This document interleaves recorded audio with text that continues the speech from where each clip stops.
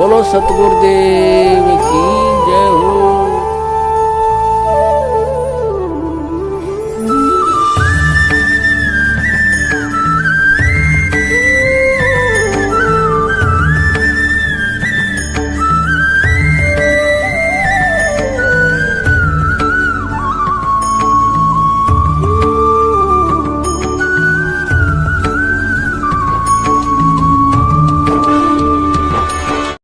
Number 2, 3 समय की आरती। संत रामपाल जी महाराज जी से नाम दीक्षा लेने के बाद 90% भक्तों को शुरुआती 5-6 महीने तक जो आत्मिक सुख शांति का अनुभव होता है वह बाद में धीरे धीरे लुप्त हो जाता है, क्योंकि 5-6 महीने तक हम किसी कोऑर्डिनेटर, सारनामी भगत या संत रामपाल जी महाराज जी के परिवार व रिश्तेदारों से दूर ही रहते हैं। लेकिन हम जैसे ही इन लोगों के संपर्क में आना शुरू कर देते हैं, उसी समय से हम गुरुजी द्वारा बताई गई विधि से भक्ति कम और इन लोगों के मनमाने आचरण के शिकार अधिक होने लग जाते हैं। जब कोई भगत इन कोऑर्डिनेटर, नामदान संचालक या किसी सारनामी भगत के घर पर जाता है और देखता है कि जब उनके घर में आरती चलती है तो कोई चाय बना रहा होता है, तो कोई बाथरूम में बैठा होता है, तो कोई आरती के साथ साथ आपस में बातें भी करते रहते हैं, उस सारनामी परिवार का यह नज़ारा देखकर वह नया नया नाम उपदेशी भगत सोचता है कि मैं तो यूं ही फालतू में सुबह शाम आरती में बैठकर अपना समय बर्बाद करता हूं।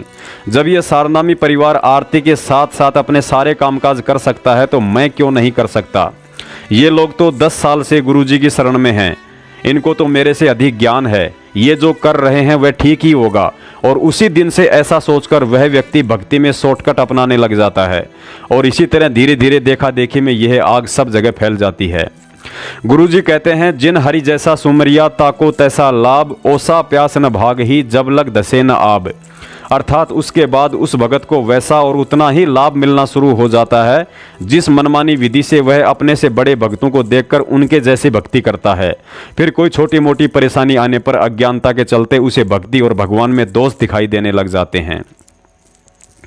जब एक व्यक्ति संत रामपाल जी महाराज जी से नाम दीक्षा लेता है तो उसे 3 समय की आरती के लिए एक छोटी सी पुस्तिका दी जाती है जिसे भक्ति बोध के नाम से जाना जाता है। इस भक्ति बोध के पेज नंबर 7 पर प्रार्थना नाम का चैप्टर है। पुण्यात्माओं, विचार करने की बात है, सारी सृष्टि का मालिक समर्थ कबीर साहब सतगुरु रूप में हम 2 कौड़ी के तुच्छ जीवों से प्रार्थना करते हुए कह रहे हैं कि सर्व परमात्मा सतगुरु प्रेमी आत्माओं से प्रार्थना है कि महाराज कबीर साहिब व गरीबदास जी की वाणी से यह नित्य नियम का गुटका आपके लिए छपवाया गया है ताकि शुद्धि पूर्वक नित्य पाठ करके आत्मा का कल्याण कर सकें। बंदी छोड़ कबीर साहिब व गरीबदास जी महाराज की वाणी में यह विशेषता है कि इसके नित्य पाठ से आत्मा में दुष्कर्म त्यागने व भगवान चिंतन की शक्ति आती है। बंदी छोड़ कबीर साहिब व गरीबदास महाराज की वाणी स्वयं सिद्ध है। इसके नित्य पाठ से ज्ञान यज्ञ का लाभ होता है। जिस प्रकार किसी व्यक्ति को सर्प काट ले और वह मूर्छित हो जाए तो गारड़ू सर्प काटने का आध्यात्मिक इलाज करने वाला व्यक्ति कुछ मंत्र पढ़ता है, कुछ समय में वह मूर्छित व्यक्ति होश में आ जाता है तथा जीवित हो जाता है। ठीक इसी प्रकार आत्मा पर दुष्कर्मों का विष चढ़ा हुआ है जिससे आत्मा काम क्रोध मोह वश होकर मूर्छित पड़ी है, जो वाणी का पाठ करने से होश में आ जाती है। फिर परमात्मा का ध्यान, सुमरण, प्रभु गुणगान, गुरु धारण करके काल जाल से मुक्त हो जाती है। कुछ रोग भी वाणी के पाठ से कट जाते हैं। यदि पूर्ण संत से नाम लेकर विश्वास करके नित्य पाठ किए जाएं तो परिवार में सुख, धनवृद्धि व कुछ कार्य सिद्धि भी नाम जाप तथा वाणी के पाठ से होते हैं। क्योंकि यह ज्ञान यज्ञ है, यह निश्चय कर माने। परंतु पूर्ण मुक्ति के लिए पूर्ण गुरु की तलाश करें तथा नाम लेकर गुरु वचन में चलें और अपना जीवन सफल करें। नित्य पाठ का अर्थ यह है कि जो वाणी सतगुरु वचन में लिखा है उस पर अमल करना है, उसी प्रकार अपनी रहनी व करनी करें। पुण्यात्माओं, अब हम सतगुरु आशीर्वाद से इस प्रार्थना के मर्म को समझते हैं कि इसके माध्यम से गुरुजी ने हमें क्या आदेश और शिक्षा दी है। गुरुजी ने प्रार्थना रूप में हम भोली आत्माओं को समझाना चाहा है कि यह नित्य नियम की पुस्तिका आपके नित्य पाठ के लिए छपवाई गई है। पाठ का अर्थ होता है पुस्तक को देखकर पढ़ना। और आप जी नित्य नियम का वीडियो देखेंगे तो पता चलेगा कि स्वयं सतगुरु देव जी भक्ति बोध को हाथ में लेकर पाठ कर रहे हैं। पुण्यात्माओं, सतगुरु देव जी जिन्होंने इस भक्ति बोध की रचना की है उन्हें इसके पाठ करने की कोई आवश्यकता नहीं है, लेकिन उन्होंने हम मूर्खों के लिए एक बहुत बड़ा संकेत दिया है कि जब तक तुम लोग इस विधि से आरती नहीं करोगे तो कैसे तुम्हारी भक्ति सफल हो सकती है। आगे बताया है कि महाराज कबीर साहिब व गरीबदास जी की वाणी स्वयं सिद्ध है।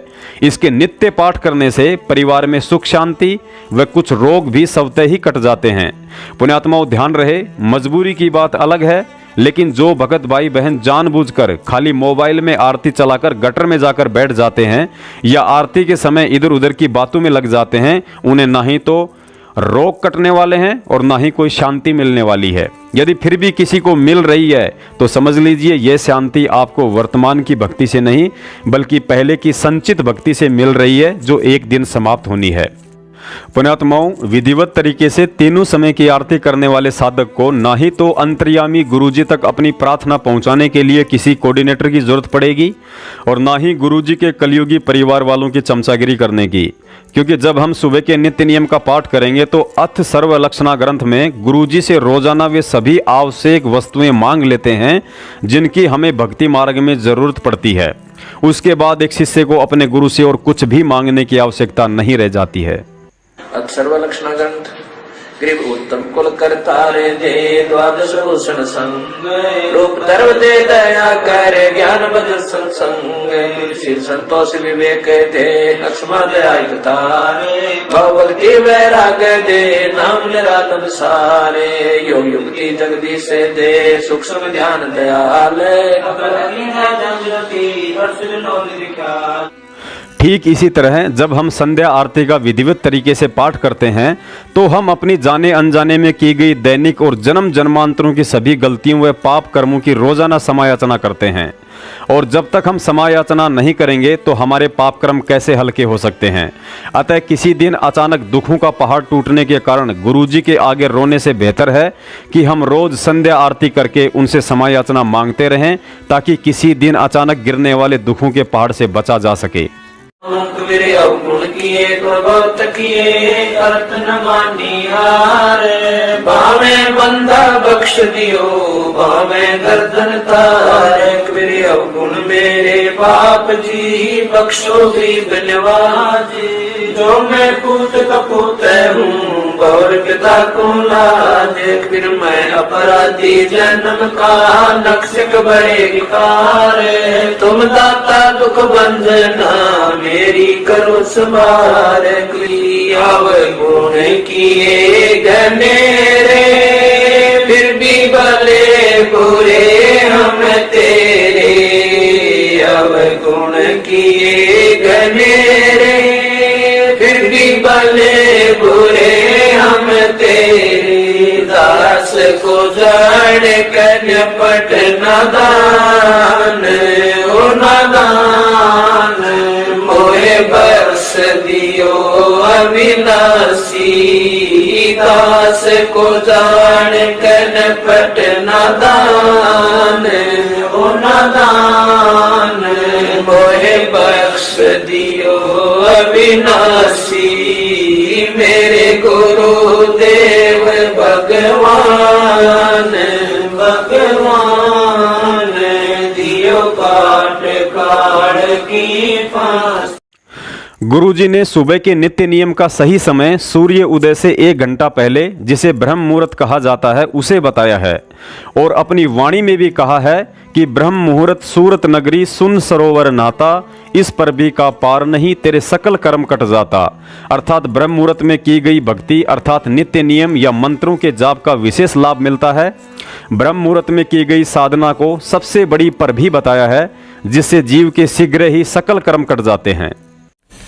ब्रह्म मुहूर्त सूरत नगरी सुन सरोवर नाता या पर भी का पार नहीं रे सकल कर्म कट जाता। सुरत नरत मन पवन बंद कर मेरे दंड चढ़ जाता। सहस कमल दल फूल रहे हैं अमी महारस खाता। जहां अलख निरंजन जोगी बैठा जा से रहा न भाता। गरीबदास पारंग प्राण है वो शंख कमल खिल जाता।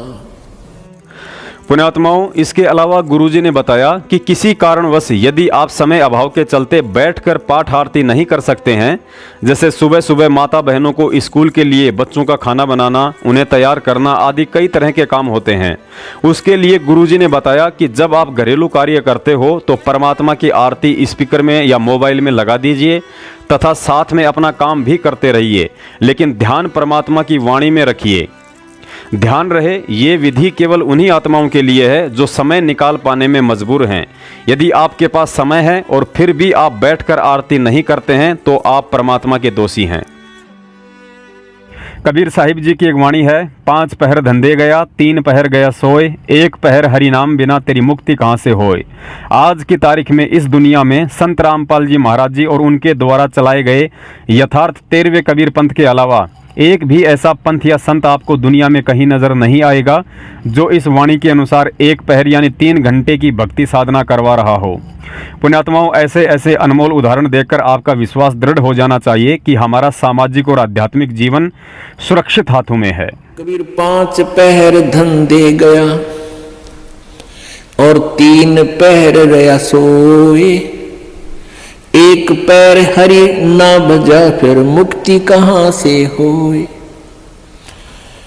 8 पहर 24 घंटे को 8 पहर में, पहले 8 पहर होती थी 24 घंटे की।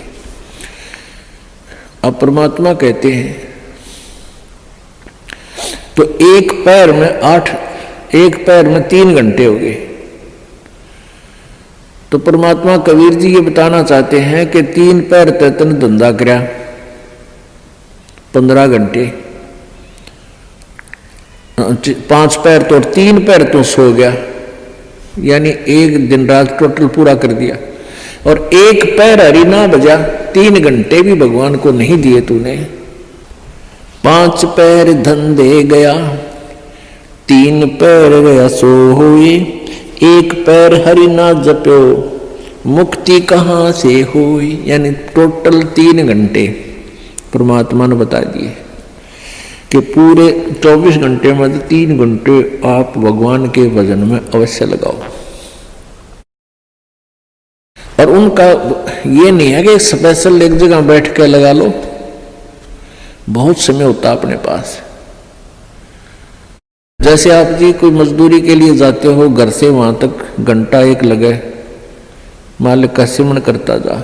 बस में बैठकर जा रहे हो कहीं काम, बस वहां भक्ति करें।